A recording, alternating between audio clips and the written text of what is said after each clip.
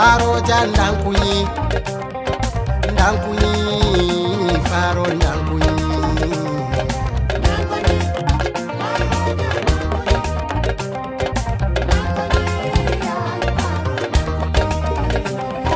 ndankuyi faro ndankuyi ndankuyi faro ndankuyi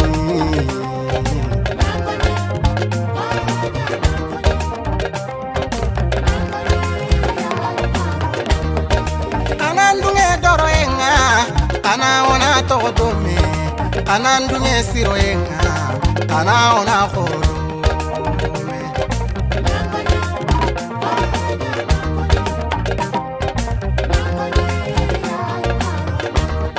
ibenda bara doro yenga indallo ibenda bara doro yempo gebenga indallo magafu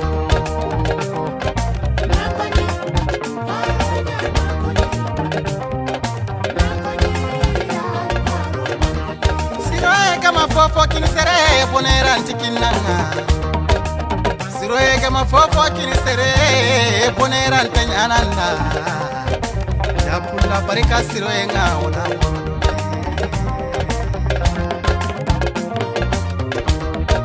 bari vili junyal nyalbi farona khoro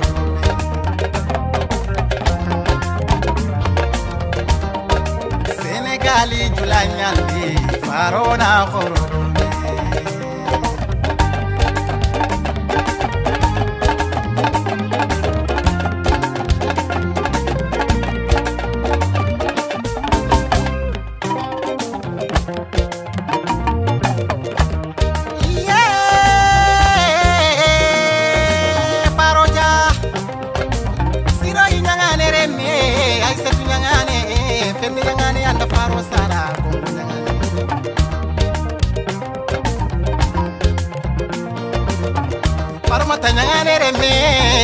Ramata nyangane reme soso nyangane Mariam nyangane Hawa nyangane reme Jenaba nyangane reme Selimata nyangane reme Puseni nyangane Kuwa nyangane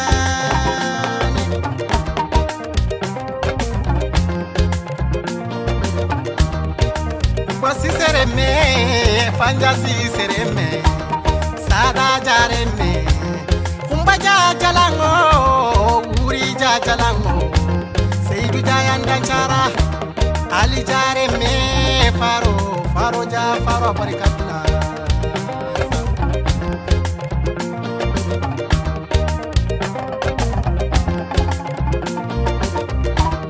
Yerina khana sirun kiri bane kharna manjta birama bintare me laidun kana seretin kana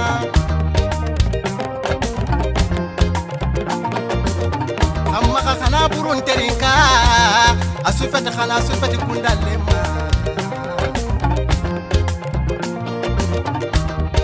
khana montoro ningana khana notanga kumpani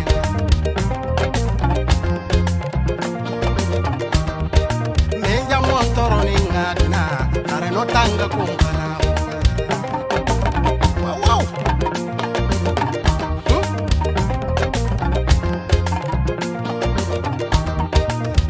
bara doro yenga indallo ho magafu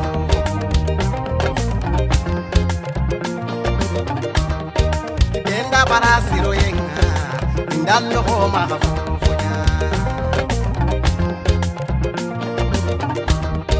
faro dunye siro yenga faro na foro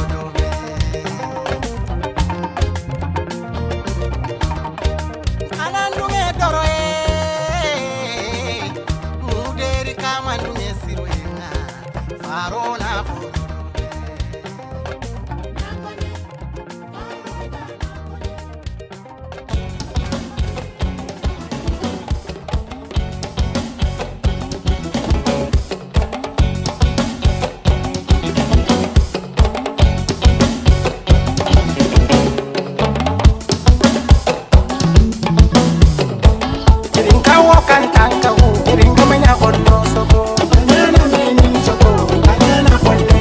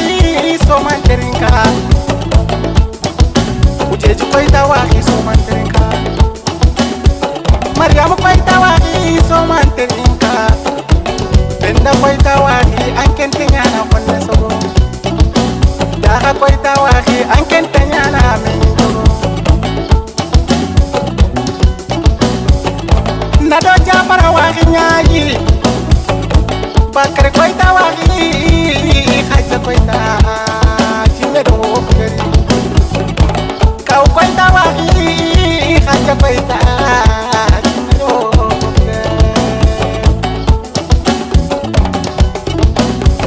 dirisa koita wagi aketanyana teinu sogo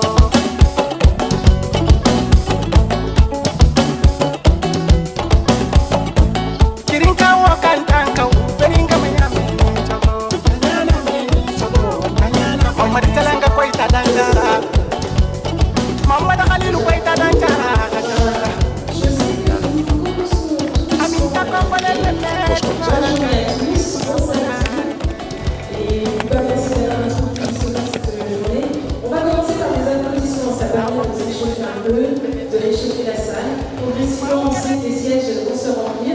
Donc, est-ce qu'on peut applaudir déjà? C'est notre intervenante qui va introduire cette journée des célébrations du cinquantenaire du comédien. Merci à toutes les personnes qui sont venues. J'ai entendu les remerciements. Mais très honnêtement, ça fait vraiment chaud au cœur de voir que de Marseille à Dijon, Longueville, vous soyez là. Il faut savoir qu'il y aura des médias aussi qui vont faire des duplex au fur et à mesure au fil de la journée. Donc on aura peut-être une passerelle avec Diawara, Bakel, etc. En ce qui concerne l'intervention d'Assa, Assa est une coach qui intervient sur le bien-être, elle expliquera mieux que moi en tout cas. Elle est une personne qui arrive à allier à la fois la tradition et la modernité et à conjuguer les deux. La problématique qu'on lui a posée était de savoir comment gérer la parentalité dans ce monde moderne. Est-ce qu'on assume d'être parent aujourd'hui? Que veut dire être parent? L'autorité ou la responsabilité parentale? Qu'est-ce que ça veut dire? Pour certains, ça a un sens. Et surtout, est-ce qu'il faut parler d'autorité, de communication, de relation avec les enfants? C'est à elle de partager avec nous sur ces sujets-là. Et vous pouvez toutes et tous poser des questions pour en savoir plus. Bien entendu, Bouba et moi distribuerons le micro pour les éventuelles questions. C'est l'objectif de cet atelier qui est interactif. Voilà. Merci, Medina.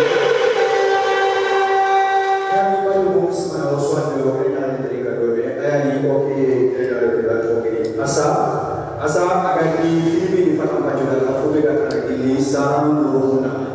Pokoknya Faisal Duruna ayo cinta mereka rumah bukan cinta nak tu pasal mereka orang cinta mereka. Bodoh Sarang Duruna ini mobe mereka cinta. Anu lagi Sarang Duruna mereka cinta. So asa apa yang mereka panci dari Kenya. Esok demo kota nasi sesuai mobo tinya sama udah anak Sarang rumah. Hanya Sarang ada sosial jauh jauh. Asa apa yang bisa Kenya kama. Agar aku bisa dengar mobil mikro versus andai cerita tu sebagai kamu rumah jadi pilih dengan mana akan di area ini. Walaupun nanti kamu pilih dengan mana adalah cerita tu ini kemudian ada bismillah kian. Wana sobat ini asarana 5 bismillah.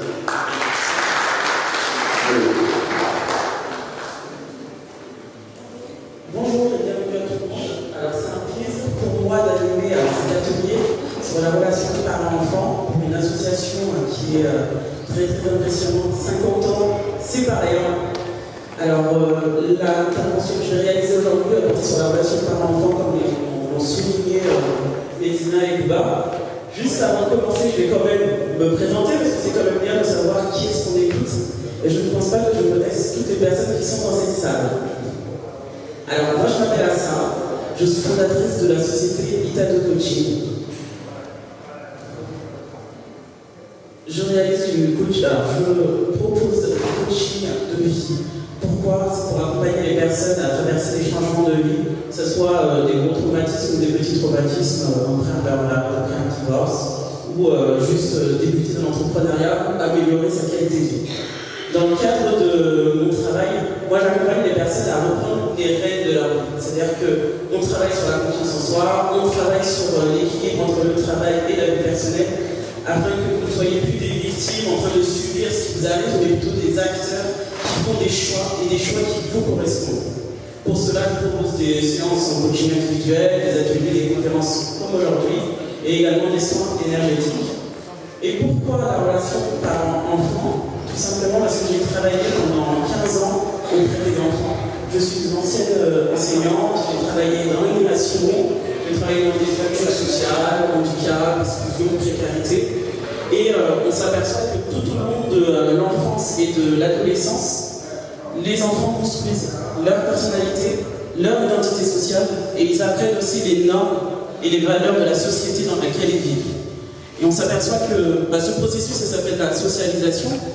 Et dans ce processus, il y a différentes instances.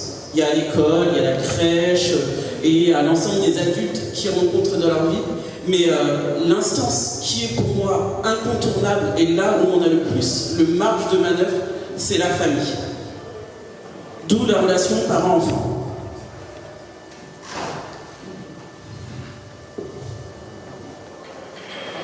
Alors, les 3 grandes questions auxquelles on va répondre aujourd'hui et les pistes que je vais vous donner, ça va être pour pouvoir répondre à ces 3 thématiques-là. Comment instaurer une relation de confiance? Comment communiquer? Et comment sortir des conflits? Juste avant de commencer, moi j'ai une petite question pour vous. Qu'est-ce que c'est la parentalité pour vous? Ne soyez pas timide, hein, je mange personne. Qu'est-ce que c'est pour vous la parentalité? Oui? Devenir mère. Devenir mère. Et père aussi. D'accord. Les autres? Celui qui va répondre, il y a un micro. Transmettre. Transmettre. Donc tous les autres, vous n'avez jamais côtoyé d'enfants, vous n'avez jamais été parents, vous n'avez pas de famille, non? Pas de neveu, pas de nièce. C'est ça? Oui?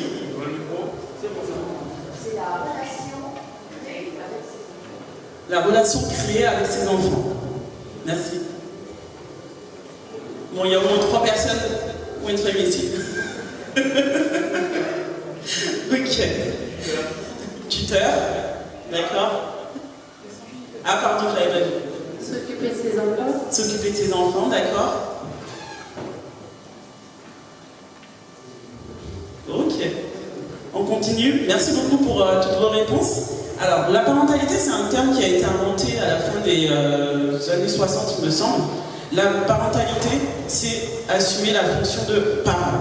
Comme vous avez pu le constater depuis quelques années, le modèle de la famille traditionnelle, un papa, une maman qui s'aiment ou pas, qui se marient et qui ne divorcent pas, ce modèle a complètement été bousculé. Aujourd'hui, il existe des familles classiques, il existe des familles monoparentales, il existe des familles recomposées, il existe des familles d'accueil, des tuteurs. Et toutes ces personnes, il existe plein de personnes qui assument cette fonction de parent sans avoir mis au monde un enfant. Et c'est ce qu'on appelle la parentalité, c'est assumer la fonction de parent. Vous avez tous, je pense, des enfants de votre entourage dont vous n'êtes pas la mère ou le père biologique, dont vous n'êtes pas forcément la mère ou le père à proprement parler, mais vous avez quand même cette fonction d'éduquer ou d'apporter des savoirs, des connaissances, de lui apprendre ça c'est bien, ça c'est pas bien. Tout ça, ça fait partie de la fonction de parentalité. Donc pour moi, j'estime que c'est important de parler de parentalité quand on parle de la relation parent-enfant. Parce que ce n'est pas seulement le père ou la mère qui s'occupe de l'enfant, c'est toutes les personnes, tous les adultes qui va côtoyer. Qu'on le veuille ou qu'on ne le veuille pas. Donc, on poursuit. Les 3 points clés de la parentalité. Alors, le premier point clé de la parentalité, c'est la responsabilité parentale. Très souvent, on constate que quand il y a des couples qui se séparent, que ce soit la mère ou le père, il y a un grand nombre de personnes qui pensent que à partir du moment où ils se sont séparés de la mère, où ils se sont séparés du père, ils se sont séparés des enfants.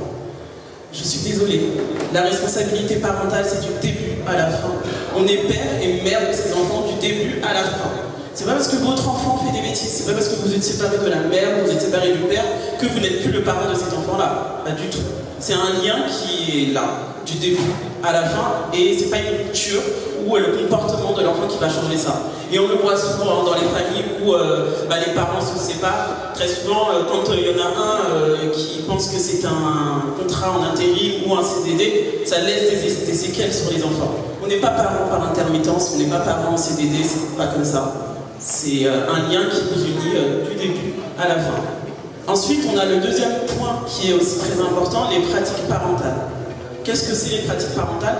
C'est l'ensemble des comportements et des ajustements que vous allez mettre en place pour votre enfant. Tout le monde sait qu'on ne nourrit pas son enfant de bonbons, de chocolat, de gâteaux. Non, on le nourrit avec des repas équilibrés, on l'envoie à l'école, on lui achète ses affaires, on l'habille chaudement. Voilà, tout ça, ça fait partie des pratiques parentales. Et je vais insister sur le troisième point, qui est souvent squeezé malheureusement au sein de certaines communautés dont la nôtre, les liens émotionnels et psycho-affectifs. Qu'est-ce que c'est les liens émotionnels? C'est, déjà pour commencer, c'est tout ce qu'on va tisser comme lien avec son enfant. Au-delà de l'emmener à l'école, de lui acheter ses affaires, c'est aussi lui faire savoir que vous l'aimez, votre enfant. Et ça, souvent, ça reste un sujet tabou. Il y en a plein qui vont dire, oui, mais je lui donne à manger, oui, je l'accompagne à l'école, il sait que je l'aime, mon enfant. Mais en fait, quand vous êtes la mère ou le père de cet enfant, il y a une expression en soniké où on dit « les membres nima yonki nali ». Yonki, en fait, c'est-à-dire que l'enfant sort du yonki de sa mère. Yonki, c'est pas les côtes, c'est pas la chair, c'est un bout, c'est une partie de... Cet enfant est une partie de sa mère.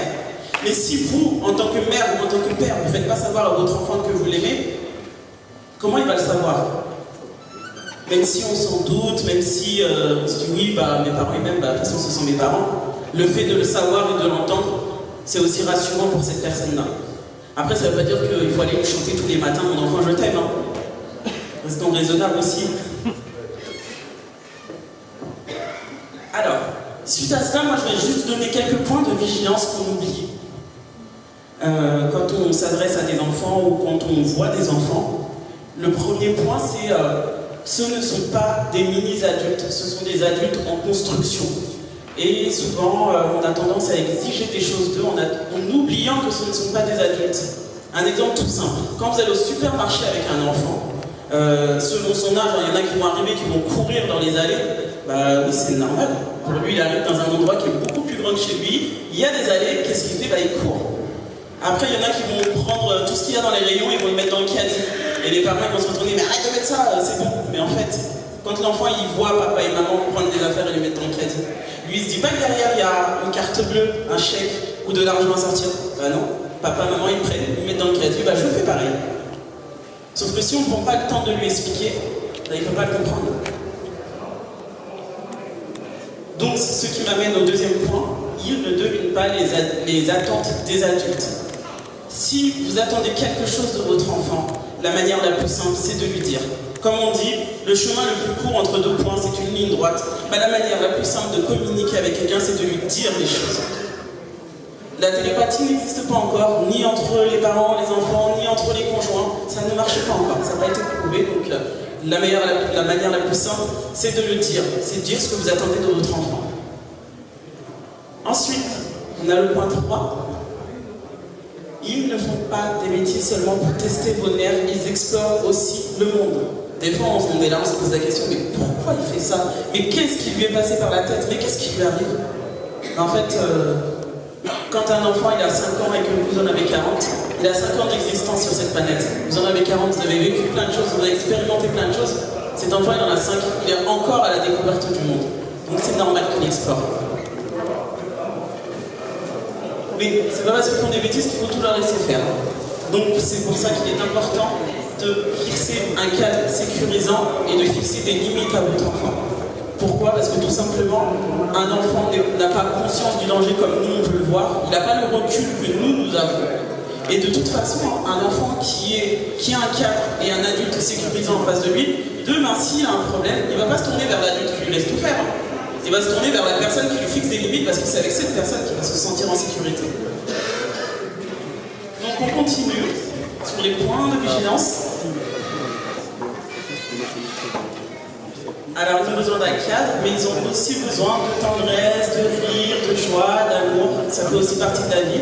Je pense qu'en tant qu'adulte, vous trouveriez ça super fade de vivre une vie avec des personnes à côté de vous qui ne rigolent pas, qui ne communiquent pas et qui ne font pas attention à vous. C'est des besoins dont tout être humain a besoin, quel que soit l'âge. Tendresse, rire, amour, ça fait partie des besoins vitaux. Alors, Sachez aussi que leurs besoins évoluent avec l'âge. Un enfant de 5 ans n'aura pas les mêmes besoins qu'un adolescent de 15 ans ou qu'un autre enfant de 10 ans. Et de toute façon, on le voit très très tôt. Ça commence à crapahuter. Après, dès que ça commence à attraper les objets dans la main, ils ont envie d'apprendre à manger tout seuls, ils ont envie d'être autonomes. Leurs besoins évoluent. C'est-à-dire qu'il faut aussi le prendre en compte quand vous êtes avec vos enfants. Ils n'auront pas les mêmes besoins qu'il y a 5 ans. Maman, aide-moi. Non, après, ils vont pouvoir faire les choses tout seuls. Et ça aussi, il faut savoir aussi le respecter si vous voulez que vos enfants deviennent des personnes autonomes à part entière. Le 7e point va peut-être fâcher certaines personnes, mais les enfants ne sont pas la propriété de leurs parents. Ce sont aussi des êtres humains à part entière. Quand on dit ma fille, mon fils, ça décrit le lien que vous entretenez avec eux, mais ça ne veut pas dire qu'ils vous appartiennent. Ce sont aussi des êtres humains qui vont grandir et qui vont faire leur choix. C'est comme quand on dit mon voisin, ma voisine, mon collègue, c'est les liens, ça définit la nature des liens que vous entretenez, mais ça ne veut pas dire que votre voisin vous appartient. Ça ne veut pas dire non plus que votre collègue est à vous. Ben, c'est pareil pour les enfants. Ce sont vos enfants, oui. Mais vous n'avez pas un acte de propriété sur eux, sur leurs pensées, sur leurs choix et sur ce qu'ils vont faire de leur vie. Ce sont aussi des êtres humains. Et dernier point, l'erreur est humaine. Personne n'est parfait. Ni moi, ni vous. Personne n'est parfait. Il n'existe pas de parents parfaits. Il n'existe pas d'enfants parfaits. Je suis désolée pour ceux qui n'étaient pas au courant. Mais il n'y a pas de parents parfaits. Il n'y a pas d'enfants parfaits. Tout le monde peut faire des erreurs. Quand on fait une erreur, prenez le temps d'expliquer et de communiquer. Ce qui m'amène du coup à la partie suivante, qui va porter aussi sur la communication. Alors, juste avant de passer à cette partie-là, je vous propose un petit moment de réflexion. Alors, on a parlé de la socialisation, on a parlé des pratiques, des points clés de la parentalité. Moi, j'ai une question pour vous aujourd'hui. Parce que pour pouvoir transmettre des valeurs à ses enfants, pour pouvoir leur inculquer, leur apprendre des choses, il faut passer du temps avec eux. Très souvent, la problématique qui ressort, c'est « Ah mais je passe pas assez de temps avec mes enfants ». Mais avant de pouvoir passer du temps avec eux, il y a une question importante que moi j'ai envie de vous poser, c'est quel type d'activité, ou quel type de moment vous avez envie de partager avec vos enfants?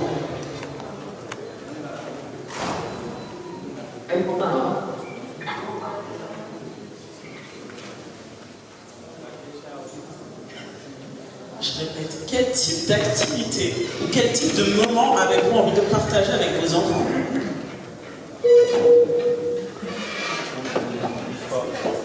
Du sport? Quoi comme sport? Natation? Les vacances? Est-ce que la vaisselle, ça marche? Ça dépend ce que tu veux leur apprendre. Parfois, c'est des moments qu'on a souvent partagés avec les parents. Mais c'est vrai que la question des loisirs est une vraie question et c'est parfois une question générationnelle. Donc justement, on se pose la question. Je me permets d'intervenir. N'hésitez pas à partager, suivant les générations, vos expériences. Oui? Les endroits culturels. Cinéma. Aujourd'hui. Activité autre, c'est ça? Musée ou autre. Musée ou autre. D'accord, ok. Oui? Apprendre à monter au vélo. Apprendre à monter au vélo. J'ai appris à mes tout petits à faire du vélo.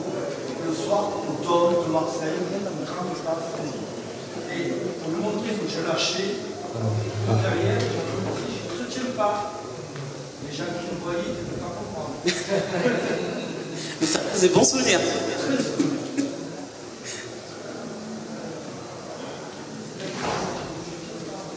Oui? Quand ils sont plus jeunes, leur lire des histoires. Leur lire des histoires. Merci. Il y a d'autres personnes dans la salle qui ont des enfants ou pas? Jouer avec eux? Juste avant de découcher. Pardon? Juste avant de découcher. Juste avant de découcher, d'accord. Ok. Et après, t'es libre. Alors, pour ceux et celles qui ont proposé des types d'activités qu'ils aimeraient partager avec leurs enfants, et pour ceux qui l'ont vu dans leur tête, qu'est-ce qui vous manque aujourd'hui pour pouvoir mettre en place ces activités-là ou ces moments-là? Le temps? Les vacances?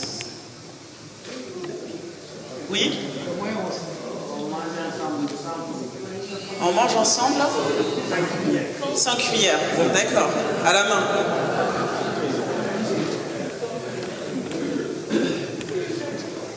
Ok. Bah, je laisse juste la réflexion tourner. Et au-delà des types d'activités et des moments que vous avez envie de partager avec vos enfants, une question qui peut être aussi intéressante, c'est quel type d'adulte voulez-vous que vos enfants deviennent? C'est quelles valeurs voulez-vous qu'ils gardent? Quelles leçons de la vie voulez-vous qu'ils gardent? Ça aide aussi à se poser la question sur quelles activités je vais partager avec eux pour les amener à ces valeurs et à leur donner ce bagage culturel. Donc, on va continuer. On était sur la communication, sur la relation de confiance. Donc, qu'est-ce que c'est pour vous avoir confiance en quelqu'un? Qu'est-ce que c'est pour vous avoir confiance en quelqu'un? Oui? Lui confier quelque chose? Oui.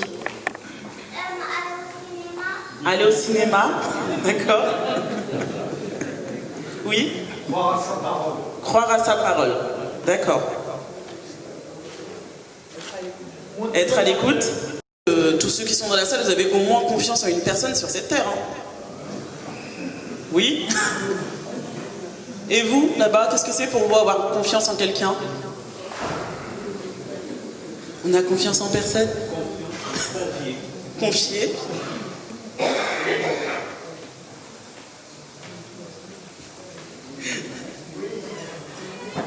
Alors, effectivement, la relation de confiance, c'est confier quelque chose à quelqu'un. Alors, tout d'abord, c'est un sentiment de sécurité et d'harmonie. Et c'est aussi un résultat de codes et de valeurs partagées. Je fais confiance à quelqu'un parce qu'on partage les mêmes valeurs et qu'on a la même manière de voir les choses. Et je sais que si je confie une chose, un secret ou une mission à quelqu'un, je sais qu'elle la fera correctement. Après, dans la relation de confiance, celui qui fait confiance, il prend un risque. Parce que du coup, il confie quelque chose de valeur à quelqu'un. Et celui qui reçoit la confiance est dépositaire de quelque chose de valeur. Quel que soit l'objet, le secret en question, c'est quelque chose de valeur pour la personne qui vous confie cette chose-là. Donc, si vous voulez bâtir une relation de confiance, que ce soit avec vos enfants ou avec toute autre personne, ça va être le résultat d'un partage de valeurs, de codes et d'une manière de voir les choses. Sans ça, on ne peut pas partager une relation de confiance. Si moi, je sais pas, je prends un exemple, hein, quand j'étais petite, j'avais les pépitos, j'aimais beaucoup. Pour moi, c'était quelque chose d'important de les manger à mon goûter et pas au milieu de l'après-midi. Donc quand je les confiais à ma petite sœur et qu'elle mangeait la moitié avant l'heure du goûter, moi ça me gênait. C'est-à-dire qu'elle a s'en foutait de manger à n'importe quelle heure, mais pour moi c'était pour le goûter, donc ça se mangeait à l'heure du goûter. Donc on n'avait pas la même manière de voir les choses. Pour elle c'était pas important, pour moi ça l'était. Sauf que si pour moi c'est important, c'est quelque chose, quand je parle de pépito, si pour moi c'est quelque chose d'important et que je lui confie et que pour elle, elle n'en voit pas l'utilité, elle n'en voit pas la valeur, ça va être compliqué de lui faire confiance. En tout cas pour mes pépitos. C'est un exemple tout simple, mais ça s'applique aussi à plein d'autres choses de la vie. C'est-à-dire que si vous êtes dans une situation qui est compliquée, qui est importante pour vous, et que vous allez confier ça à quelqu'un pour qui ça n'a pas de valeur et ça n'a pas d'importance, la relation de confiance, ça va être difficile à construire. Je parle de l'exemple des pépitos, pourquoi? Parce que souvent, les enfants vont confier certaines choses à leurs parents. Oh, c'est bon, c'est rien. Pour vous, c'est rien. Pour lui, c'est quelque chose. Pour lui, c'est quelque chose d'important. Et si vous ne partagez pas cette importance avec lui, ça va être compliqué de bâtir cette relation de confiance. Après, c'est un exemple parmi tant d'autres. Hein. Ça ne s'arrête pas là, heureusement. Donc, on a parlé de la relation de confiance. Parlons maintenant de la communication. La méthode que je vais vous présenter, alors elle s'applique pour la résolution de conflits au sein de la famille, avec les enfants, mais aussi avec un peu tout le monde. Alors, avant de commencer, de toute façon, quel que soit le type de conflit auquel vous êtes confrontés, la première des choses et le premier conseil que moi je vous donnerai, c'est d'abord de respirer. Parce que quand on est énervé, quand on est en colère, quand on est dans des états pas possibles, réagir à chaud, ce n'est jamais bon.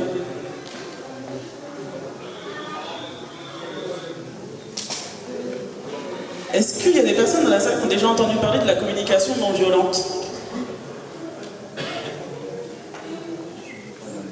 Oui, là-bas? Ok.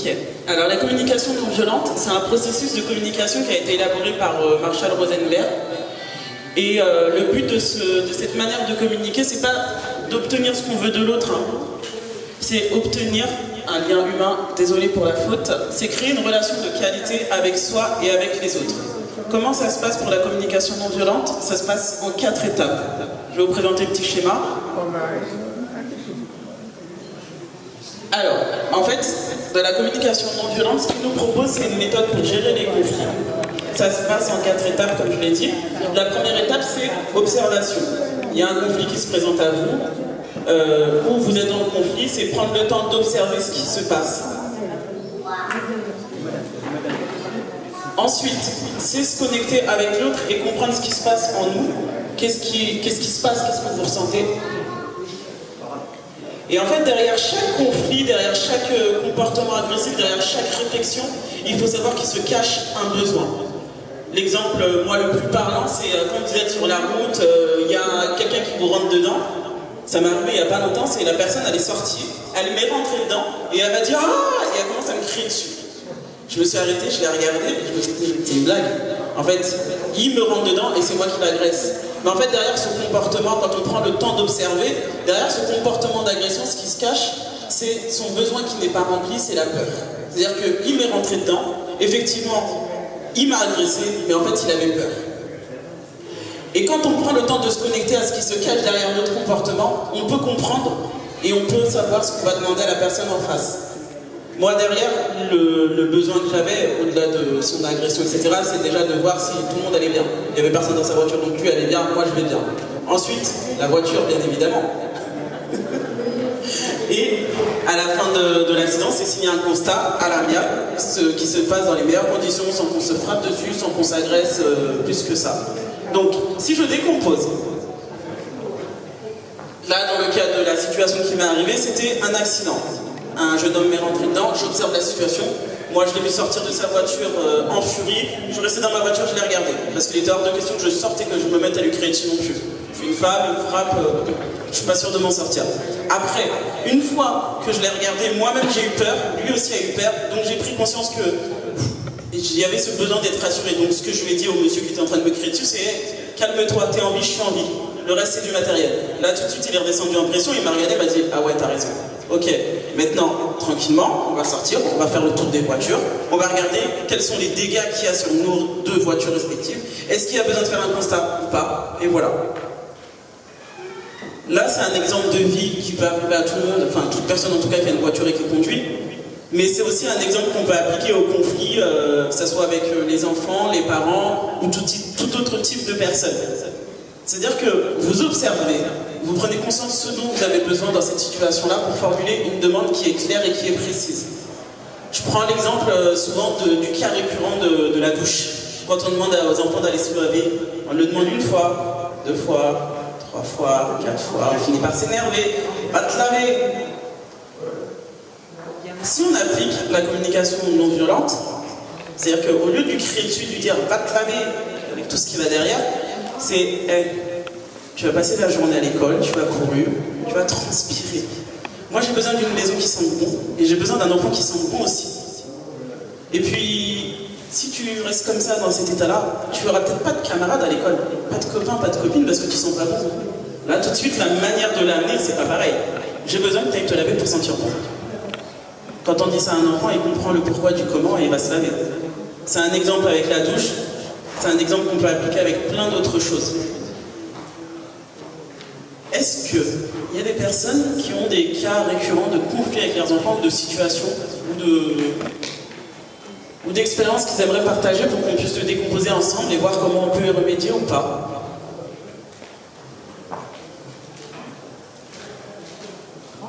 Personne n'a d'enfant ici? Range ta chambre. Range ta chambre. Ok. Alors, qu'est-ce qui peut se cacher comme besoin pour le parent quand il demande à son enfant de ranger sa chambre? Pourquoi on demande à un enfant de ranger sa chambre?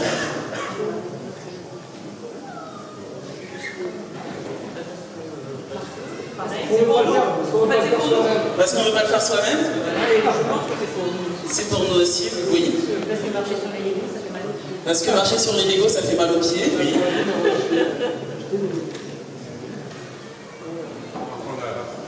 Pour apprendre la propreté.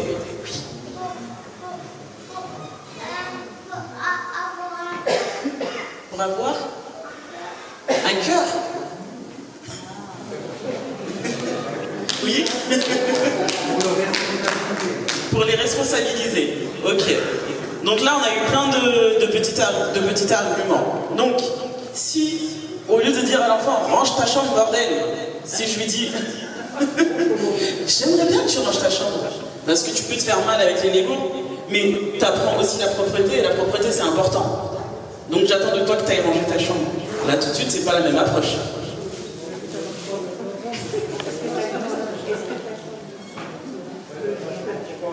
Après, c'est sûr qu'on n'a pas toujours le temps. Ça, c'est des petits exemples hein, que je donne. Après, c'est sûr que quand on est parent, je suis consciente aussi que derrière, entre le travail, les différentes contraintes qu'on a, on n'a pas toujours le temps de mettre en place cette méthode. Mais moi, je vous la conseille, en tout cas, pour les situations récurrentes, pour les conflits récurrents. C'est-à-dire que si vous passez 7 jours sur 7 à répéter 24 fois à votre enfant, range ta chambre, je pense qu'il est temps de changer de méthode et d'essayer une nouvelle méthode.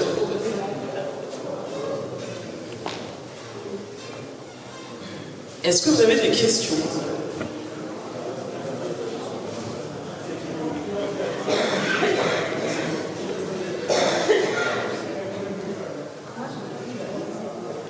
Moi, je me permets une question. Parce qu'en fait, il y a des méthodes qui consistent effectivement à échanger.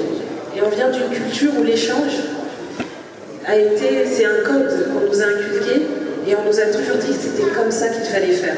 Il peut y avoir des parents qui sont justement mal à l'aise avec la méthode douce et qui pensent que l'autorité, est-ce que l'autorité c'est forcément y aller avec force? Parce que quand on a eu ce modèle-là et cet exemple-là, parfois on le reproduit par mécanisme et ce n'est pas forcément par méchanceté. Donc du coup, il y a parfois des parents qui se disent moi je sais que c'est comme ça qu'il faut que j'éduque mon enfant, que je me fasse respecter. Est-ce qu'on se fait, je vais même préciser d'ailleurs, comment faire pour faire entendre que le respect a plusieurs formes? Alors, le respect a plusieurs formes, ça c'est sûr et certain. Et effectivement, il y a plusieurs manières d'échanger. Là, je décris une communication non violente. Je parle d'une méthode douce, il y a aussi des méthodes fortes, c'est sûr. Mais il y a une chose qu'il faut garder en tête, c'est quand vous, en tant que parent, par exemple, tu as parlé de génération, tous ceux qui sont dans la salle, vous avez au moins confiance en une personne sur cette terre. Hein. Oui? Et vous, là-bas, qu'est-ce que c'est pour vous avoir confiance en quelqu'un? On a confiance en personne? Confier.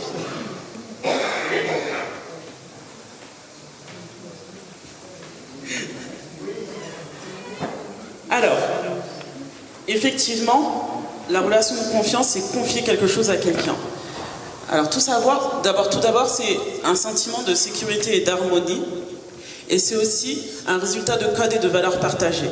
Je fais confiance à quelqu'un parce qu'on partage les mêmes valeurs et qu'on a la même manière de voir les choses, et je sais que si je confie une chose, un secret ou une mission à quelqu'un, je sais qu'elle la fera correctement. Après, dans la relation de confiance, celui qui fait confiance, il prend un risque, parce que du coup, il confie quelque chose de valeur à quelqu'un. Et celui qui reçoit la confiance est dépositaire de quelque chose de valeur. Quel que soit l'objet, le secret en question, c'est quelque chose de valeur pour la personne qui vous confie cette chose-là.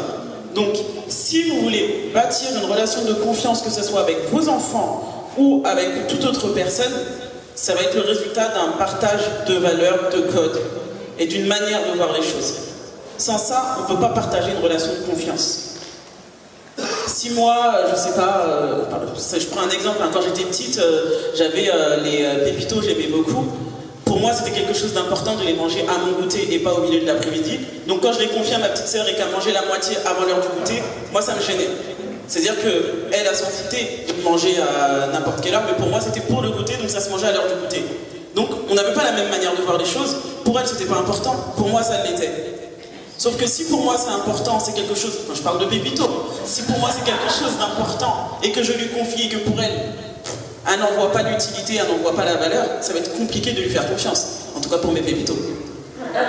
C'est un exemple tout simple, mais ça s'applique aussi à plein d'autres choses de la vie. C'est-à-dire que si vous êtes dans une situation qui est compliquée, qui est importante pour vous, et que vous allez confier ça à quelqu'un pour qui ça n'a pas de valeur et ça n'a pas d'importance, la relation de confiance, ça va être difficile à construire.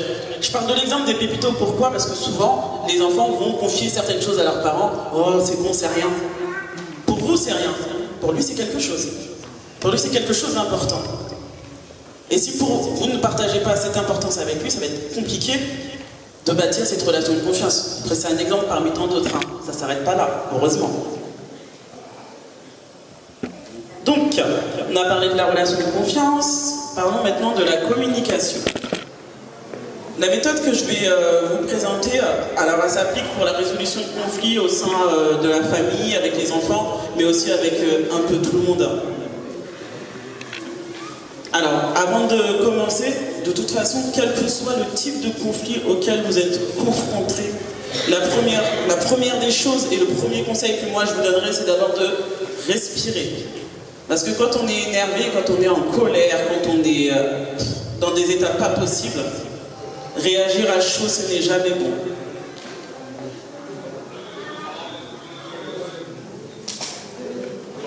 Est-ce qu'il y a des personnes dans la salle qui ont déjà entendu parler de la communication non violente? Oui, là-bas? Ok. Alors la communication non violente, c'est un processus de communication qui a été élaboré par Marshall Rosenberg. Et le but de cette manière de communiquer, c'est pas d'obtenir ce qu'on veut de l'autre, hein.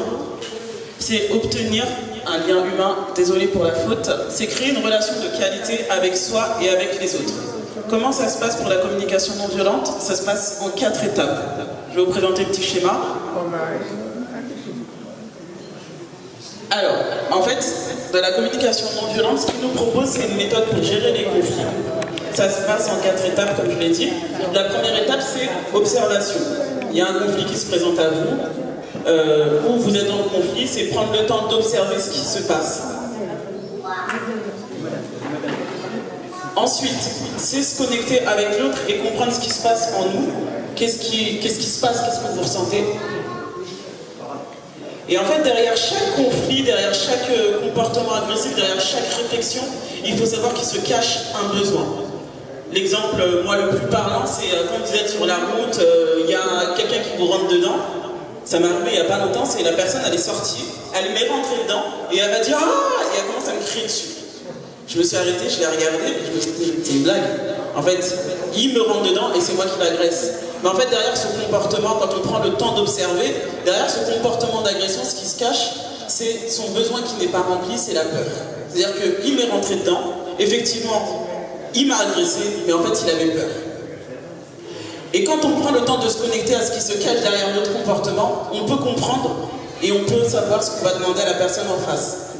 Moi, derrière, le besoin que j'avais, au-delà de son agression, etc., c'est déjà de voir si tout le monde allait bien. Il n'y avait personne dans sa voiture non plus, elle allait bien, moi je vais bien. Ensuite, la voiture, bien évidemment. Et à la fin de l'accident, c'est signer un constat à l'amiable, ce qui se passe dans les meilleures conditions, sans qu'on se frappe dessus, sans qu'on s'agresse plus que ça. Donc, si je décompose, là, dans le cas de la situation qui m'est arrivée, c'était un accident. Un jeune homme m'est rentré dedans, j'observe la situation. Moi, je l'ai vu sortir de sa voiture en furie. Je restais dans ma voiture, je l'ai regardé. Parce qu'il était hors de question que je sorte et que je me mette à lui crier dessus non plus. Je suis une femme, une frappe, je suis pas sûr de m'en sortir. Après, une fois que je l'ai regardé, moi-même j'ai eu peur, lui aussi a eu peur, donc j'ai pris conscience que il y avait ce besoin d'être rassuré. Donc ce que je lui ai dit au monsieur qui était en train de me crier dessus, c'est calme-toi, t'es en vie, je suis en vie. Le reste c'est du matériel. Là tout de suite il est redescendu en pression, il m'a regardé, il m'a dit ah ouais t'as raison. Ok, maintenant tranquillement, on va sortir, on va faire le tour des voitures, on va regarder quels sont les dégâts qu'il y a sur nos 2 voitures respectives. Est-ce qu'il y a besoin de faire un constat ou pas? Et voilà. Là, c'est un exemple de vie qui peut arriver à tout le monde, enfin toute personne en tout cas qui a une voiture et qui conduit. Mais c'est aussi un exemple qu'on peut appliquer au conflit, que ce soit avec les enfants, les parents ou tout autre type de personne. C'est-à-dire que vous observez, vous prenez conscience de ce dont vous avez besoin dans cette situation-là pour formuler une demande qui est claire et qui est précise. Je prends l'exemple souvent du cas récurrent de la douche. Quand on demande aux enfants d'aller se laver, on le demande une fois, 2 fois, 3 fois, 4 fois, on finit par s'énerver, va te laver. Si on applique la communication non violente, c'est-à-dire qu'au lieu de lui crier dessus, de lui dire va te laver, avec tout ce qui va derrière, c'est hey, tu vas passer la journée à l'école, tu vas courir, tu vas transpirer. Moi j'ai besoin d'une maison qui sente bon, et j'ai besoin d'un enfant qui sente bon aussi. Et puis, si tu restes comme ça dans cet état-là, tu n'auras peut-être pas de camarades à l'école, pas de copains, pas de copines, parce que tu sens pas bon. Là tout de suite, la manière de l'amener, c'est pas pareil. J'ai besoin que tu ailles te laver pour sentir bon. Quand on dit ça à un enfant, il comprend le pourquoi du comment et il va se laver. C'est un exemple avec la douche, c'est un exemple qu'on peut appliquer avec plein d'autres choses. Est-ce qu'il y a des personnes qui ont des cas récurrents de conflits avec leurs enfants ou de situations ou d'expériences qu'ils aimeraient partager pour qu'on puisse le décomposer ensemble et voir comment on peut y remédier ou pas?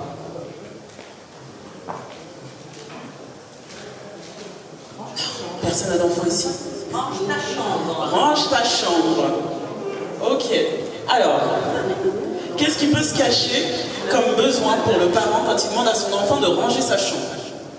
Pourquoi on demande à un enfant de ranger sa chambre?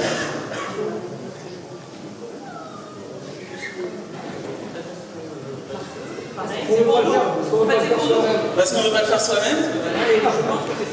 C'est pour nous aussi, oui. Parce que marcher sur les Legos, ça fait mal aux pieds, oui.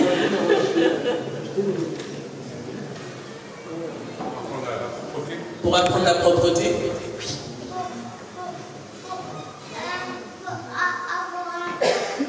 Pour avoir un cœur. Oui. Pour les responsabiliser. Ok. Donc là, on a eu plein de petits arguments. Donc, si, au lieu de dire à l'enfant, range ta chambre, bordel, si je lui dis, j'aimerais bien que tu ranges ta chambre, parce que tu peux te faire mal avec les Legos, mais tu apprends aussi la propreté, et la propreté, c'est important. Donc, j'attends de toi que tu ailles ranger ta chambre. Là, tout de suite, c'est pas la même approche.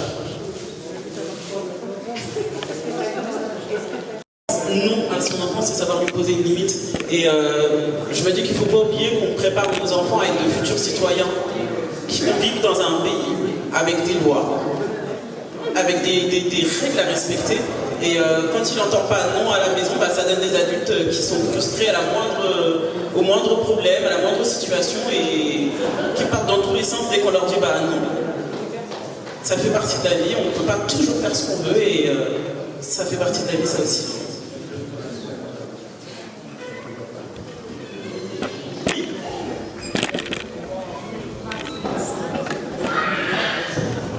Bonjour. Comment créer une relation de confiance avec ses enfants? Alors, du coup, pour créer une relation de confiance avec ses enfants, comme je le disais tout à l'heure, c'est le fait déjà de leur partager des valeurs et de passer du temps avec eux. Ça permet de prendre conscience de ce qui est important pour eux, mais ils prennent aussi conscience de ce qui est important pour vous. Et la relation de confiance, elle va se tisser au fur et à mesure, vous allez communiquer et échanger avec vos enfants. Parce qu'en fait, si vous ne communiquez pas avec vos enfants, à part pour leur dire range ta chambre, mange, fais ça, va à l'école, là ça va être compliqué de venir se confier à quelqu'un. On se confie à quelqu'un avec qui on échange, on se confie à quelqu'un en qui on se reconnaît, et on se confie à quelqu'un en qui on a confiance, et cette relation de confiance, elle se bâtit quand on fait connaissance avec la personne.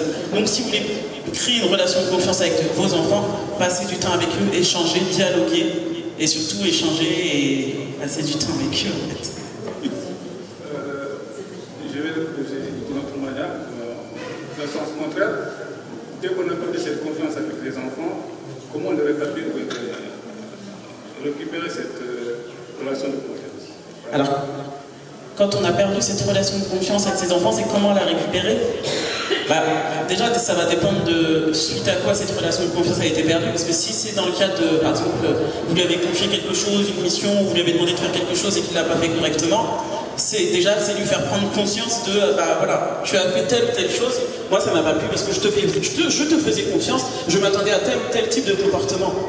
Déjà c'est mettre à plat le conflit ou le malaise qu'il y a avant, et ensuite ça va être à nouveau de la discussion. Et après ce qu'il ne faut pas oublier, c'est que quand on le voit au sein d'une fratrie, c'est qu'on est tous différents.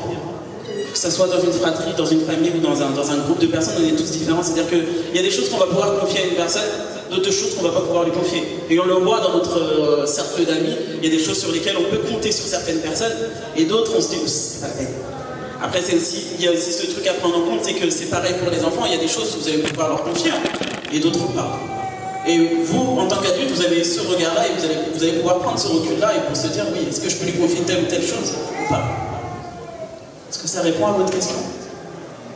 L'enfant aussi peut perdre confiance en ses parents.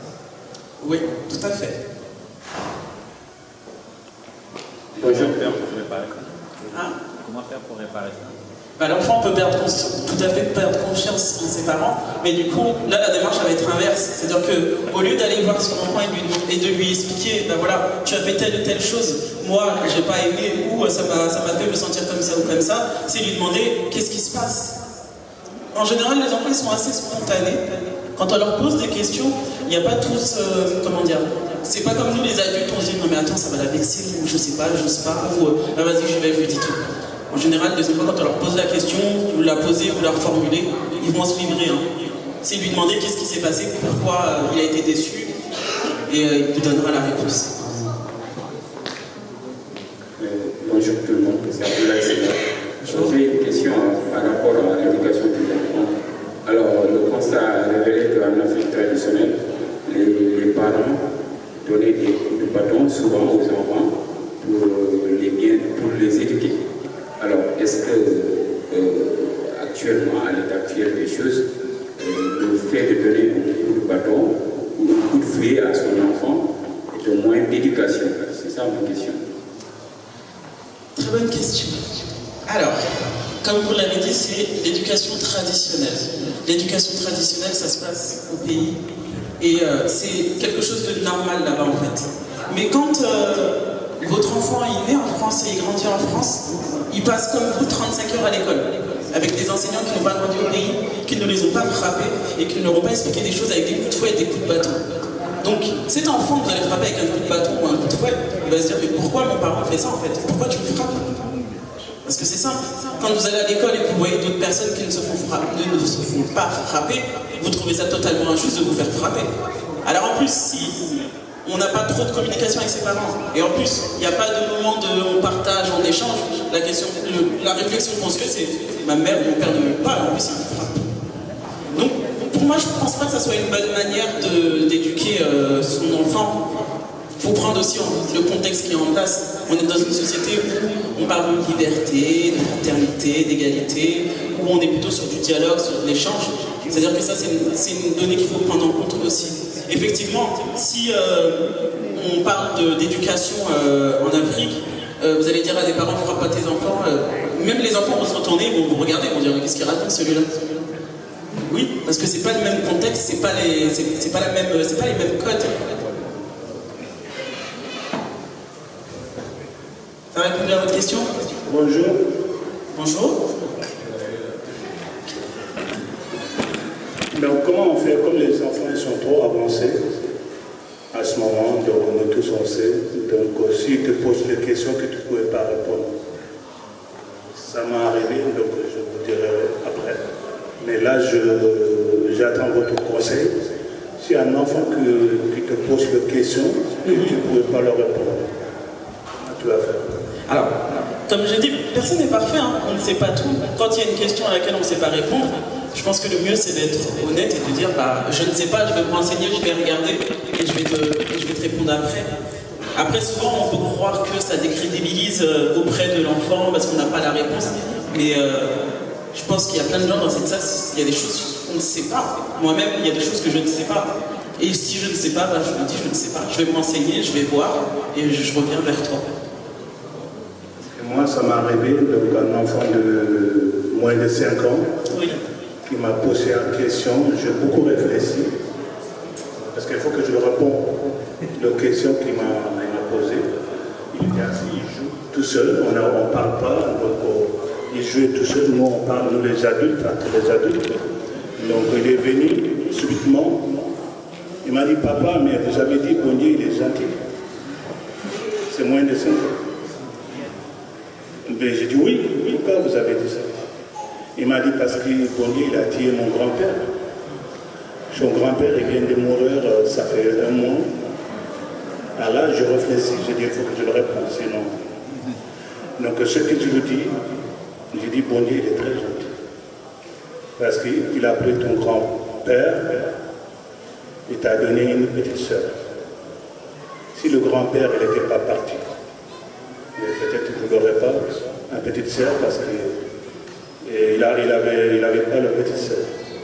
Donc il a dit, ah d'accord, donc il est gentil. J'ai dit, s'il était resté, donc vous n'aurez pas la petite sœur. Là, il a bien compris. Avec le temps, après, je me fais comprendre encore plus. Je sais que ce n'est pas facile de sourire. Non, c'est pas évident. Hein. Des fois, il se pose des questions et on se dit, mais où est-ce qu'il a sorti cette question? Merci. Bonjour. Bonjour. Je voulais poser une question parce que la question, je crois qu'on parle de France ou on parle d'Afrique.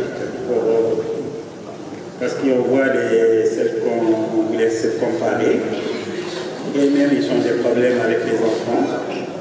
Ils ne frappent pas, mais on a vu à la télé comment les enfants ils sont devenus. Parce qu'on le voit.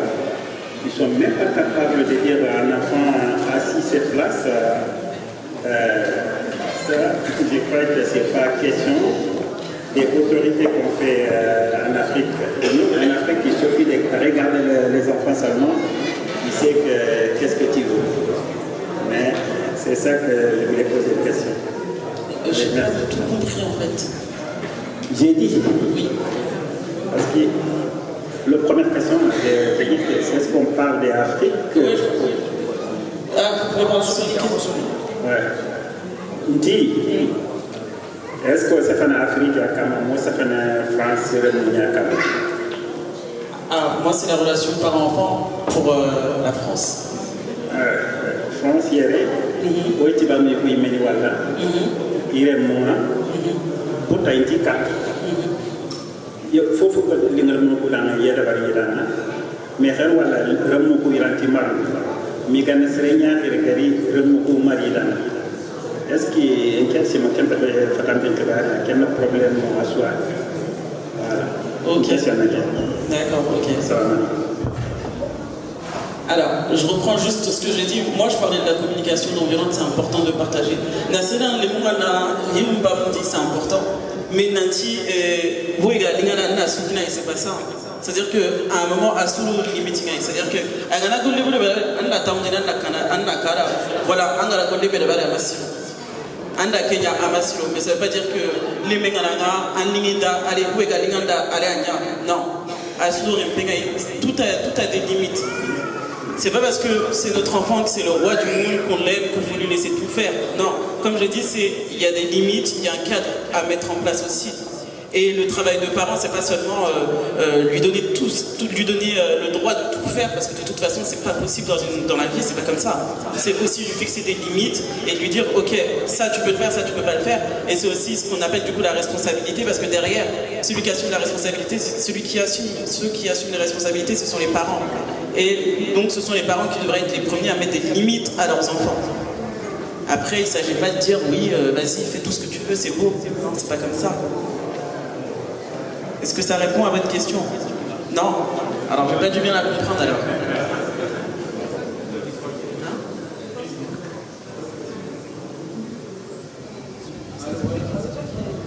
Allô? Oui. Je pense que la question, c'est la question des codes. En Afrique, si j'ai bien compris, au pays, il suffit de regarder un enfant pour affirmer son autorité. Moi, je me souviens de ma mère, elle faisait juste comme ça y est. On était figés. Et ici, il faut argumenter, il faut faire beaucoup de choses. C'est ça en fait. C'est que parfois, c'est un peu troublant de passer d'un monde à un autre, d'une méthode à une autre. D'accord. pour information, ce sera aussi la dernière question pour pouvoir rattraper le temps.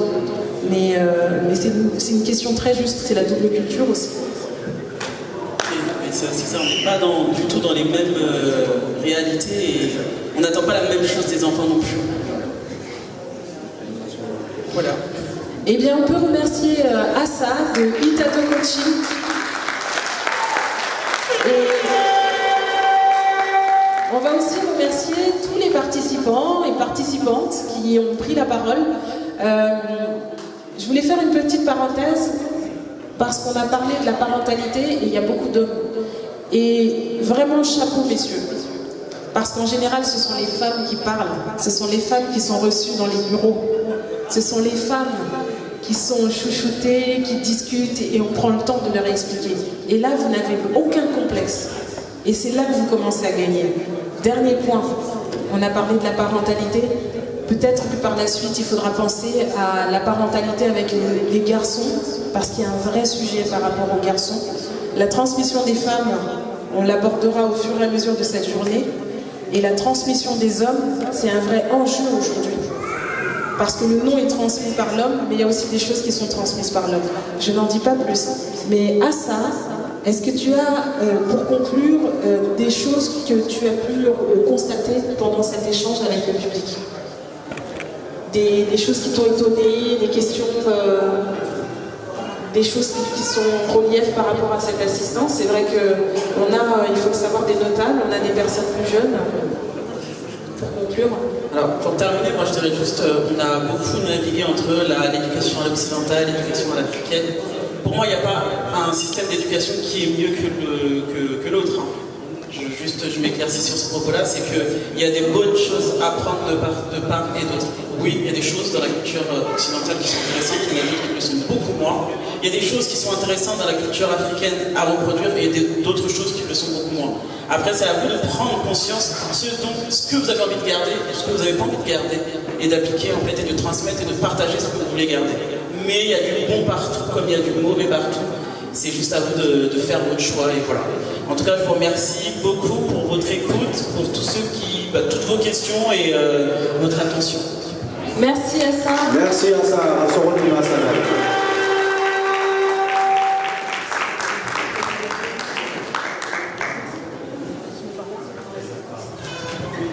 Alors voilà, on a commencé par un atelier, c'était un démarrage en douceur. On sait que l'estomac travaille un peu. Alors Pouba, il y avait un certain nombre d'éléments que tu notais. Et comme toi et moi, nous avons en charge d'animer toute la journée, enfin une bonne partie de la journée, qu'est-ce qui nous attend dans les moments à venir et que doit-on retenir des personnes qui sont ici? Il ne faut pas oublier. Voilà, qui a dit donc Akhili Wehasukuni, Medina Wangar comme Lenki, Ribale qui voit le job en Fonneya, Fubega, relation Bega, Saranando, Lumu, Nahanga. Voilà, au sous Asamu, Agafatampanchi Bikini, au sous Rahadi, Trindi Nungai Junkai Kati Asaya, Alfini Gadi Bangando Danga, et on a comme Nanti Medina, Sorongo Mahele, Ojupi, Tony Javana, donc sur sous Benalire, donc Yoguni, Yakunyare, Rani, Koreja, activité Ninga, Ikobono, Lagana Yapimara, donc partenaire Ninga, Yuyere, donc Koussou. Donc comme j'avais dit tantôt tout à l'heure, donc il faut qu'aujourd'hui, vous commencez à apprendre Raoudjo. J'espère que vous comprenez ça. Raoudjo. Voilà, Raoudjo Biaoui. Donc, nous, on s'est débrouillé à comprendre le français. Donc, il faut que nos partenaires aussi vraiment commencent à parler le solidier. Voilà, qui a dit, oui, animation de la manée, après, donc, restauration, il y a des bons. Alors là, il y a une petite pause repas, parce qu'on sait que l'estomac travaille, les femmes ont préparé de bons repas. D'ailleurs, on a tout envoyé sur les réseaux sociaux pour vous montrer tout le cœur qu'elles ont mis, l'entrain qu'elles ont mis. On vous invite à vous restaurer et on est de retour. Donc le retour, c'est à partir de 14h, on dit 14h15. Ne vous inquiétez pas sur les projections, on va écourter les projections. On vous a réservé quelque chose de vraiment sympathique, il y a de beaux témoignages. Et ça mérite vraiment de revenir à 14h15 pour en profiter. On vous souhaite un bon appétit. Voilà, qui a fini, il faut que tout le monde donc, Koreja, Yiganduma et Prantoniani, Osuna de Gavana Yige, 14 heures brega wanari lembre fini tani no falle projection ngere donc vidéo ni peno gi wala fi bega tan ko reja khibaruma wala kiani donc osuna bega mashallah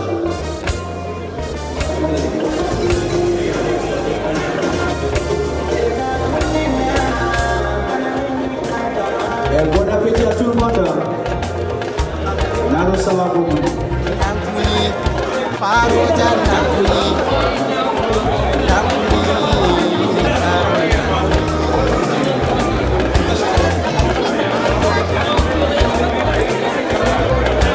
S'il vous plaît, pensez à vos invités,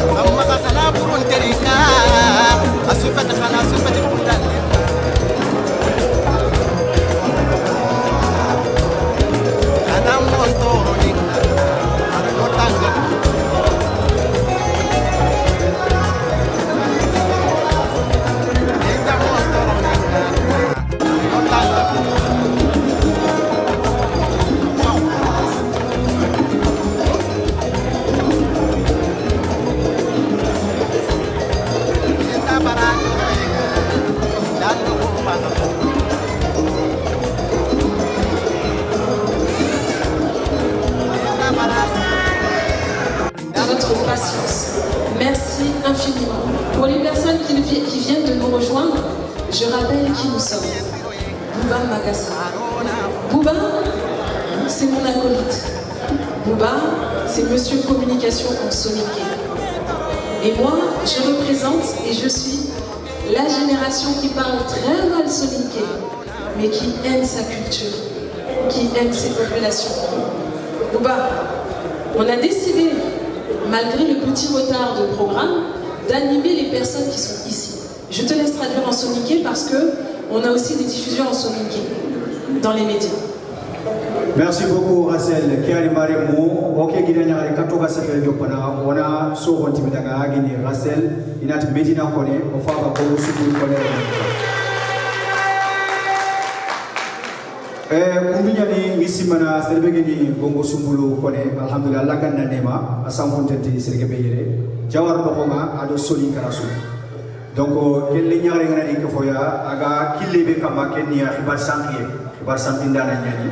Donc agi journaliste akille ngala khara ada famu e ngisi mala ari yo ma koreja donc machallah anya koreja suda nga munna ko xore donc ke xibari jobi ada wacina nga oy gollu ku de beren domi aw safere français xanné donc au rabé ni geni au français xanné amélioré moi aussi j'ai pas mal appris vraiment le français de voilà au français xanné nga amélioré o do rasel o daga domi et au rabé ni geni radi o safere soli kan xanné kutum mané na tuini me so yo ni ku ciarera nan korere anani malgré amoy wala soli kan le mena ay muku mais soli ka kutuma parce que d'après le premier soli qui itmane iti soli ki ado soli ka ko iti kille quoi voilà soli ke mononga soli kray no soli ka ko no voilà anani soli ka ko serbe ma o katki ni timu nanti soli ke nyarke donc yo rawi nan soli kan kan ke mo ko xamay men soli ka ko ma donc kenya fierté fay et grâce à Rachel Khadi on a fait Medina Kone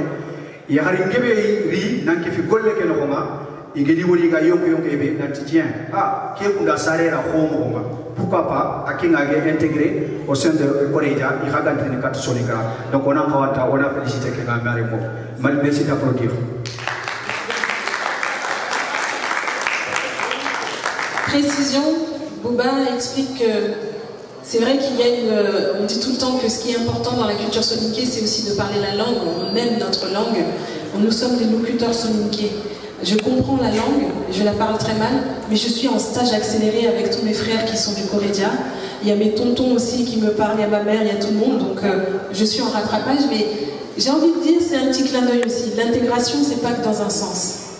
Et à travers le fait que j'intègre le Corédia, ça montre aussi le chemin pour les jeunes générations, les enfants, les petits-enfants aussi qui ne parlent peut-être pas bien, de se dire « et alors ?»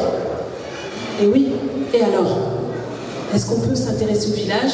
Est-ce qu'on peut s'accrocher à ses racines? Justement, on va basculer juste sur un petit récapitulatif de ce qui s'est fait ce matin. L'atelier de ce matin était très bien.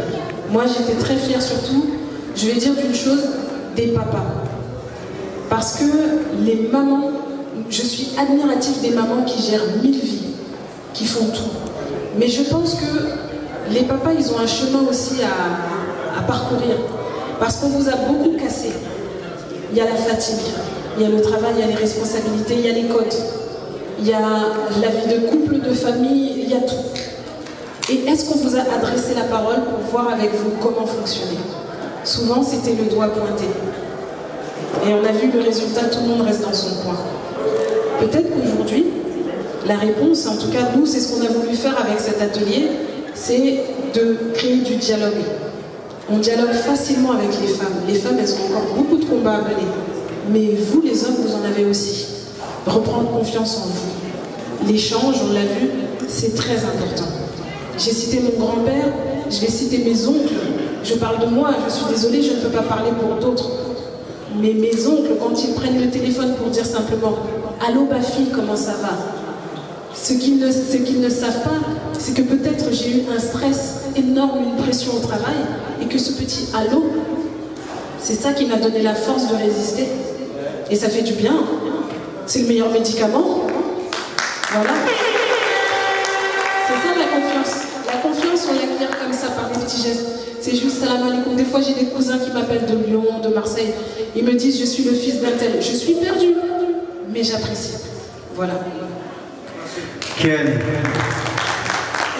Voilà, ici mana mari mo sudo ngira nyare ke tiga mo odi mu aga fu beni fatam pancho daga kenyata ubera ga yen sabu obeni ogeni karango nalire alu mu kabedi ke sare jamane ke no ma frawu ne laga nyane mena hanga mo be fare beri sutu sarano ko karo mais sarano ko ngini fay ngini sara ya ko yuko haju gibe ngiya ngana wori na kipe do kan bare ngal lujur ni tana sara yuko habeli gini kha gollum ngi mama banana fay abara yukumu bunne nya daga mu li bo ken nya sabu khara na ko na nga sa lenga holanti nya na da ko na nga ko wala ay mer ko ati yidi misale mutu gili kisma na wara ikaw e anna fay yer sala rembe yel grani keme riana nya nga ngidre be nger misale khara na ko ta na message ni me khay katti wala na tan alo am wan ko fontam atanna ni kempa ya wani ang liye yono ko ang lesme yono ko mais alo bari ke kundu an ko garanga spak kachuna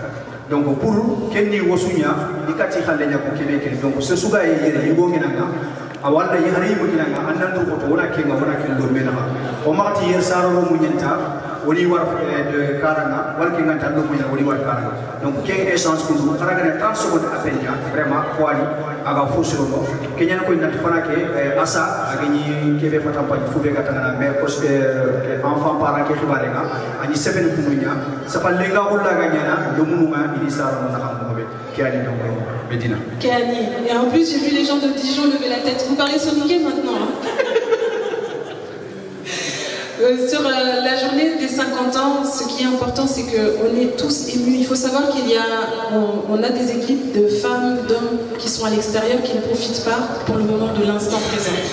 Il y a une partie de la délégation qui est en train de déjeuner, donc on fait cet échange aussi pour en profiter pour dialoguer avec vous. L'objectif, regardez le passé, pas simplement pour se souvenir, c'est utile. C'est utile. On apprend des aînés. Et ensuite, on s'inspire de la modernité pour aller de l'avant. On a besoin de vous. Mais vous aussi, on ne doit pas vous oublier. S'il y a le silence entre nous, on va vous oublier et ça va être dramatique. Le but du jeu aujourd'hui, c'est vraiment de créer le lien entre les anciennes générations et les nouvelles, parce que on va parler simplement des cotisations ou de ce que vous faites. Au départ, vous êtes entre frères, vous cotisez, puis il y a des décès, c'est la vie, c'est comme ça. Il y en a un qui s'en va, mais il y en a combien qui remplacent ceux qui partent? Combien? Combien de jeunes qui se disent, de jeunes qui sont nés ici, parce que ceux du pays respectent les valeurs et comprennent l'intérêt. Mais combien se disent, moi je vais relayer? C'est un vrai sujet. Notre challenge à nous, c'est justement d'essayer, on ne dit pas qu'on est parfait, mais d'essayer de faire les liens entre tout ça. Sinon, les enjeux du temps des fondateurs, comme beaucoup qui sont ici dans la place, qu'on va citer tout à l'heure, eh bien leurs enjeux c'était de maintenir la culture, eh bien elle va disparaître progressivement. Et c'est peut-être pas ce qui est souhaitable pour nous, parce que nos racines, c'est ce qui nous aide à tenir contre le vent. Voilà. Voilà, kali mismana afini wasulo terika ogina nyagare ke harbina tigame ke na hotondia ona tunanti éviter di yoni yo yige nya fayga be donc kebre golle ngebe programme du posu tugari ni bangi donc ona tutananti sofolo bini oga ke 50 ans igir sabu yogori woma ka salkere yogori hakal lendutu donc alla kandi nema nori tunkanya aljanna donc kega kebe ko ita kenya ay ko ga jamane be yere yen ko bina o karani o bangi ko gir no be khadi o karani donc o kat man solution simman solution be ra ganyana donc karango nga parti ra gatiania yiron ko nga khadi parti ra gatere parce que be diga français o itu bro so be gisare ko naka ko nya ko donc on est isolé o tina franci gro mu nyane anani anyi mirire ta shiro tam do fo karanga ke liki ngari le me wala nyi mere donc relation khala donc kusu wana chimelo sara no fono ko fi khoto be ni fi suru be ni ro ko maka donc wana to ko to wana be ko nga nyi munya ni tontu nyani il faut à chaque fois ar khumari ndi nyatri ken ya donc na lomé donc wana tiki ta ngismana machallah fini bu telekania. Après au niveau du programme, on va en reparler. Donc tout à l'heure il y avait l'atelier. Vous avez peut-être vu l'exposition cinématique, c'est une exposition qui retrace les grands moments de Corridia. C'est vraiment intéressant de regarder justement, si vous avez des photos, des archives du village au temps jadis, de quoi que ce soit, n'hésitez pas à nous les envoyer parce que c'est très important. Il y a un devoir de mémoire, on appelle ça le devoir de mémoire. Sans mémoire, on n'est rien. Il y a la tradition orale, c'est vrai, il y a la tradition orale. Mais beaucoup fonctionnent avec les yeux pour apprendre. Il y a ce qui est prévu, c'est l'animation musicale est passée, on a mangé, il va y avoir les discours et une projection des témoignages. Même si on explique qu'il était difficile de collecter des informations, hein Bouba, on a mis combien de temps? Un an. Un an à se manifester gentiment. Certains sont allés dans les foyers, d'autres se sont exprimés. Et on sait qu'on est dans une communauté où on n'aime pas l'image. Mais la difficulté, c'est pour transmettre, des fois, il faut passer par l'image, parfois. Sinon, ce sont les autres qui racontent notre histoire. Et donc, on a quand même, malgré tout ça, réussi à avoir quelques témoignages et on remercie les personnes qui ont répondu. Est-ce que ça, je vous dis? Je ne sais pas. Mais il y a une petite parenthèse qui aura lieu après la projection. Il y aura une table ronde et puis des animations musicales et des prestations artistiques. Donc, on patiente encore un petit peu le temps que la délégation nous rejoigne. Malheureusement, quand ils sont arrivés, il n'y avait pas de place disponible. Et voilà, je te laisse traduire et je pense qu'on laissera un peu de musique en attendant qu'ils reviennent. aywa kiani mari mo o komi mo be programme ke o fasi kala kala Kenya kubini ga yigene donc igana do tike ga mo na golunga na jopa wala ko kaga to mo be ina yare ke ko presque sine harbi appel ke ala santé nyanya surtout anga to jawara ay image ki tunga ba photo ki tunga ba jawara khibar ki tunga na surtout ma donc na to auto angana ni koreja soit akenga wala koreja président ma secrétaire ni hagana tituya donc jawari image ki tunga kuma importance ni bo golle ke kuma ay ko katkari projection ni nya voilà vidéo khore o gari ni image ni pai pour côté ni photo ni beni kité ado vidéo ni beni kité o ko ga to ko soni kara am ko lesmanti yani angana da karsele ga nanti mumul na filmer na diga na trindi o yogo na tuge yogo tuge aka fi ke menyi do mana so keniata kudo wonan kata FIFA munu ko ne jabta ko ma wonan kata FIFA munu jawar khibare donc or du côté de beli be jamane ke khadi angana fay khadi golle nyani liri nyani amno ha du côté patama khasu jatu ko nga on kasoro bi kita o mori video liya o gidi trindi gido jabi gido khonni ko bonni or ko mun kita katkare ma ko chusu ngari bange ala bi ngen kamako kebere kita o yini fube katana table ronde mane ani donc sorowani igari ni maslanta be katana gilli fube katana yittundo gumbu ni be kibare matena igari masla ki khatama donc wala kan takolle ke do nafa nyali donc tu veux on va jouer un jeu. Est-ce que parce que il y a un moment dans les salles, c'est bien aussi de savoir ce que les gens retiennent si possible. Est-ce que l'équipe de l'Envie Dijon Marseille, vous connaissez un mot soniqué?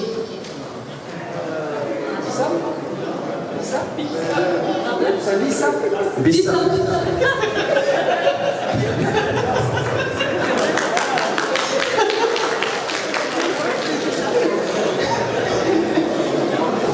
Est-ce que j'ai une question? Est-ce que vous savez où se trouve Longue-Vie en France? Est-ce que quelqu'un sait où se trouve Longue-Vie en France? Oui. Qui a dit oui? Vous connaissez. Qui connaît Longue-Vie? Qui sait où se trouve Longue-Vie? Oui, mademoiselle. Ou monsieur, pardon, je n'ai pas mes minutes. Oui? Il veut participer, je n'ai pas entendu. C'est de l'eau, Longue-Vie. C'est pas moi, Longue-Vie. Qui est déjà allé à Longue-Vie? Ah, ce sont les membres du Comédien. Longue-Vie, c'est une ville de Bourgogne. C'est important de faire connaissance. C'est vraiment important. À Jawara, qu'est-ce que vous pouvez citer comme lieu qui vous a marqué dans la ville? Les écoles, les locales.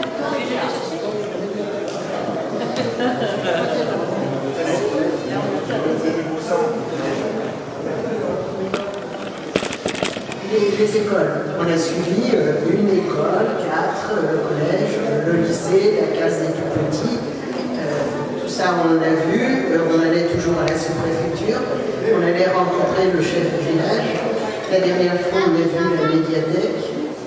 Et on a dormi au centre, alors je ne sais plus, son nom, centre d'accueil, c'était la dernière création. Et on a vu marcher le centre de santé. On a les premiers touristes de Diawara sont installés dans la salle. On peut les applaudir.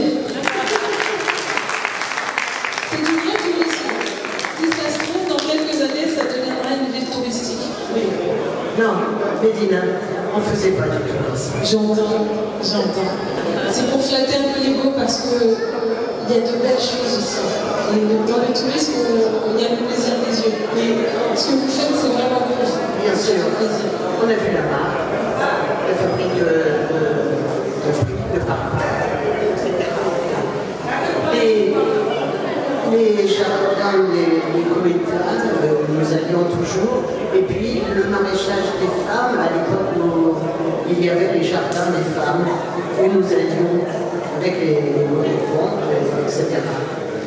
Alors je pense qu'on a mis l'eau à la bouche aux représentants de Marseille, qui, pour information, on tient à saluer le Corédium, qui nous fait l'honneur d'être ici, les représentants de Marseille qui se sont déplacés, vraiment merci beaucoup.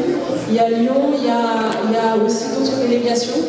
Mais sur le cas de Marseille, pour la petite histoire, ils organisent souvent des tournois de football. On a été reçus royalement et les personnalités de la ville étaient présentes et ils sont restés de bout en bout pendant les matchs.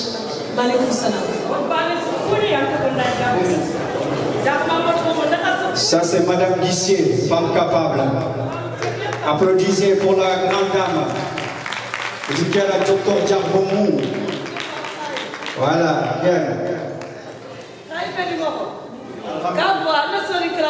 Soligrafon Lomo Paya. Soligrafon Lomo Paya, à son continuidama. Medina, donc ils vont juste nous montrer pour 1 minute donc une prestation. Soligrafon Lomo Paya, au niveau des réseaux sociaux, il y a ça beaucoup, c'est angara lembe ngano sufe kula na soninga wanda tunda no parce que lo dina jage video ni de wori dem na ngire donc il saro no wadi lo sonta dinga video de ben gobe wori sege bi khirindi ni donc il kuna jage video de ben ni donc sensibilisation sur la soninga voilà on fali wala il y a cette soninga khandinga donc c'est les jumeaux leur surnom ça s'appelle Sonika Lomo, ça veut dire les jumeaux de Sonika, les jumeaux de Sonika. Voilà, donc, en plus, c'est des vrais jumeaux. Hein. Bon, je me rappelle, on m'avait dit en français, avec quelqu'un, on m'a dit, monsieur, vous êtes des faux jumeaux. J'ai dit non. Pour moi, bon, les jumeaux, c'est des jumeaux, quoi. Donc, applaudissez pour les jumeaux. Maïmouna Guissé, celle-là, c'est Maïmouna Guissé. Et lui, c'est Hamza Guissé.